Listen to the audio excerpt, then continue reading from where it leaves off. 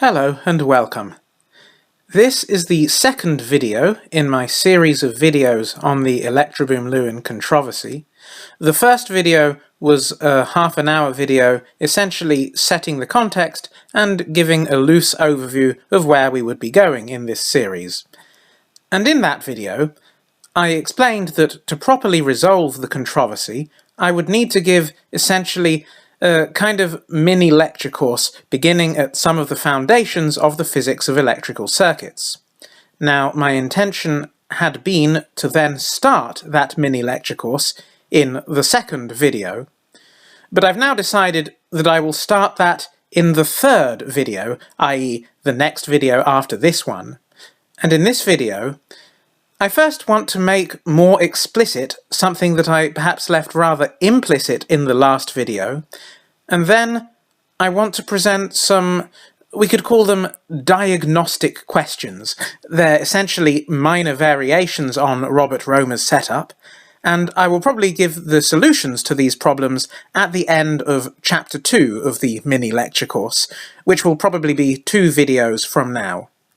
But for those of you who are already opinionated with regards to this controversy, I think it would be a good idea to have a go at these diagnostic questions and see how you find them. And in particular, I want to issue a challenge to anyone who intends to put a comment on this video expressing disagreement with Lewin's perspective or expressing support for ElectroBOOM's perspective, and my challenge is quite simply, please include in your comment your answers to the diagnostic questions that I'm going to present in this video. Now, I'm not trying to imply that those who side with ElectroBOOM are guaranteed to get the answers wrong. That's not the case. But nevertheless, I still think that going through the process of solving or attempting to solve these diagnostic questions will be insightful. And I'll just say, if your solutions are very complicated, then they're too complicated. Okay, but as I said, before I go on to present those diagnostic questions, I want to address something that I perhaps left implicit in the last video, but now want to make more explicit. I said that the controversy can be framed as being over the question of what is the physically correct or physically appropriate definition of voltage. But this raises the question, physically correct or physically appropriate for what goal or purpose? Well, what I meant is this. We think of voltage heuristically as quantifying the strength of attempted driving of current along a circuit, or as quantifying energy transfer per unit of charge that moves along the circuit. And these heuristic conceptions of voltage are represented more specifically in the calculations that we do when we have, for example, a simple middle school level circuit consisting of a battery connected across a set of resistors, and we want to calculate the current through each circuit component or the power of each circuit component. So, of course, voltage is at the heart of these calculations. But then we can ask the question, what is the precise physical definition of voltage that fulfills our heuristic conception of voltage as quantifying strength of attempted driving of current or as quantifying energy transfer per unit charge? And more specifically, what is the precise physical definition of voltage that will fulfill this heuristic not only for the simple battery resistor circuits that we consider in middle school, but also for circuits such as Robert Romer's setup shown here, where electromagnetic induction is taking place? So that's what I mean by what is the physically correct or physically appropriate definition of voltage. And so, in those terms, what is the controversy? Well, let's first do a quick recap of the setup shown here. A changing current is passed through the solenoid, i.e. the coil of wire in the middle, and this induces a current in the loop that contains the two resistors, and it induces a discrepancy between the two voltmeter readings. And Lewin's perspective would be that since each wire contributes 0 voltage, This discrepancy between the voltmeter readings demonstrates the failure of Kirchhoff's voltage law, i.e. voltage is not inherently a property of a pair of points, but rather has to be defined along a specified path between 2 points. Now, using the language of transformers, we can refer to the solenoid as the primary coil, and then everything else that you can see in this diagram, the resistors, the voltmeters, and all the connecting wires between them, constitute what we will call the secondary circuit. And from my perspective, the real controversy is the following. ElectroBOOM and others are implicitly or explicitly claiming that Lewin's voltage analysis of this setup, which reflects Lewin's definition of voltage, is omitting a key source of attempted driving of current that exists along each wire in the secondary circuit. Or alternatively, Lewin's voltage analysis is omitting a key source of supply of electromagnetic energy to the charges in the secondary circuit. And they are claiming that once your definition of voltage incorporates all the driving forces of current, or alternatively, once your definition of voltage incorporates all the sources and sinks of electromagnetic energy, then Kirchhoff's voltage law will be fulfilled in Robert Romer's setup here, just as it is fulfilled in basic middle school level circuits where there are no changing magnetic fields anywhere. That, I believe, is a good summary of their claim. This, I would say, is what the controversy is about, and I am saying that their claim is incorrect, and that it's based on misconceptions such as a misunderstanding of the true physical meaning of primary and secondary transformer voltages and other inductor voltages.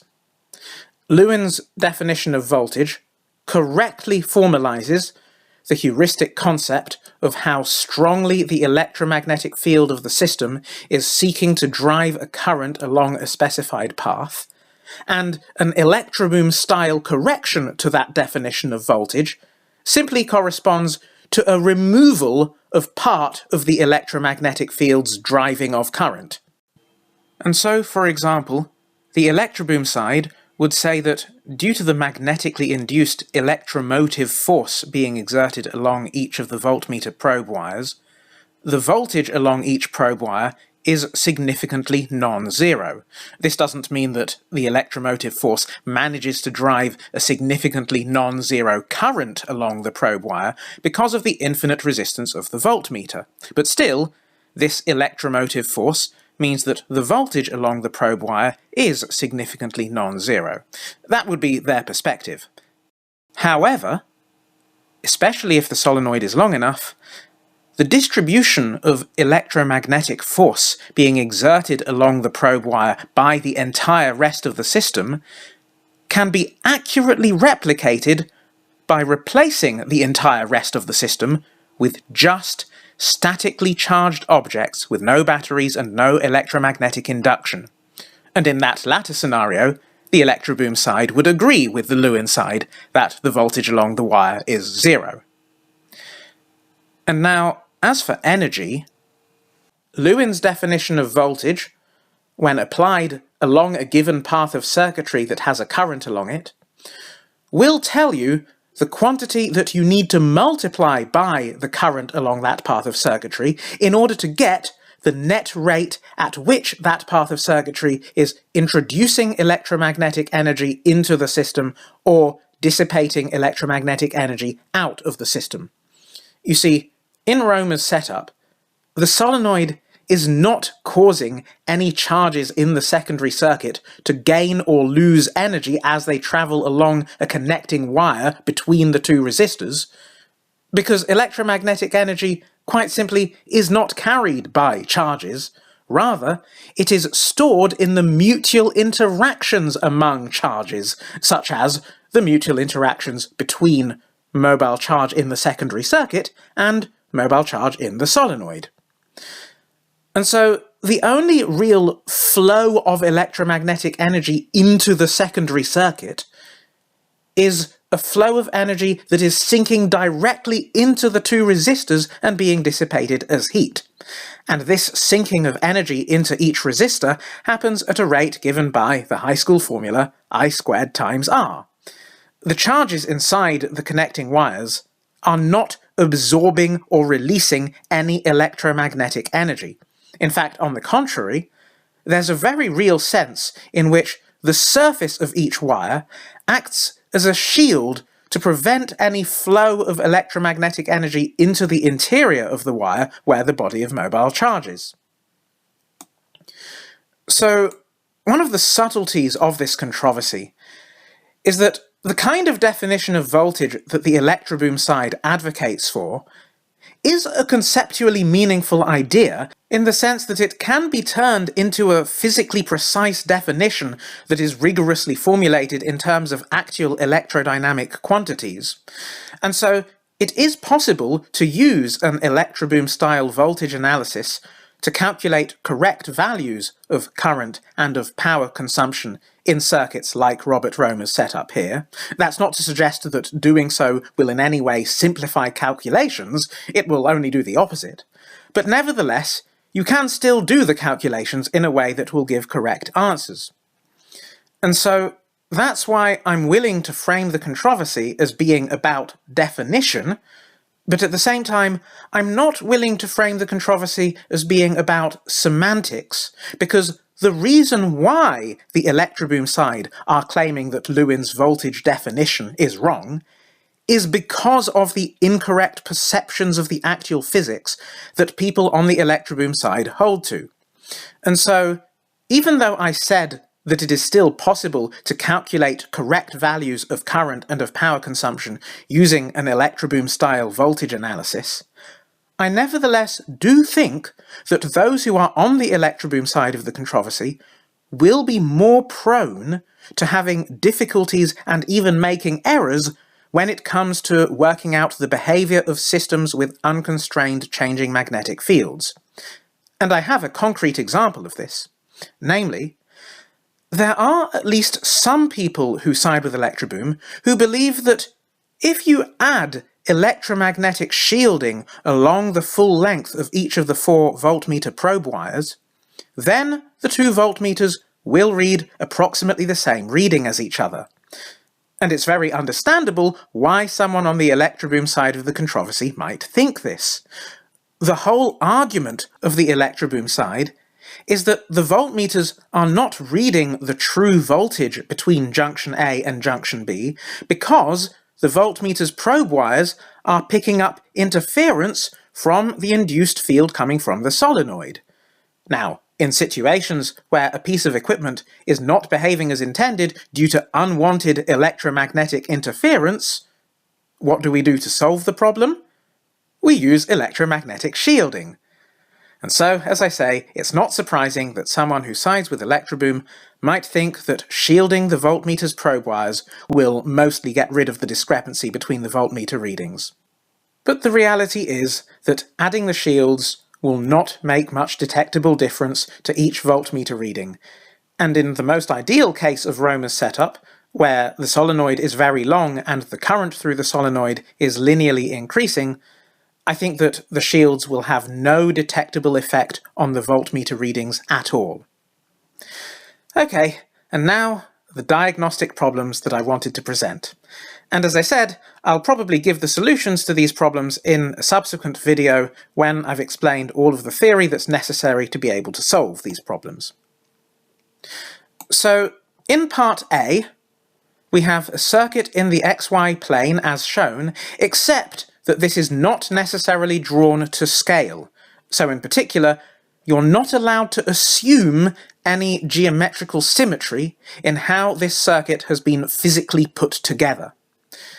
So as you can see here, there is an inner loop and an outer loop, and wires connecting the inner loop to the outer loop, and the left branch of the inner loop is just a stretch of wire, while the right branch of the inner loop has a 1 ohm resistor, and the left branch of the outer loop also has a 1 ohm resistor, and the right branch of the outer loop has a voltmeter that displays voltage as a function of time, rather than displaying a moving RMS or anything like that.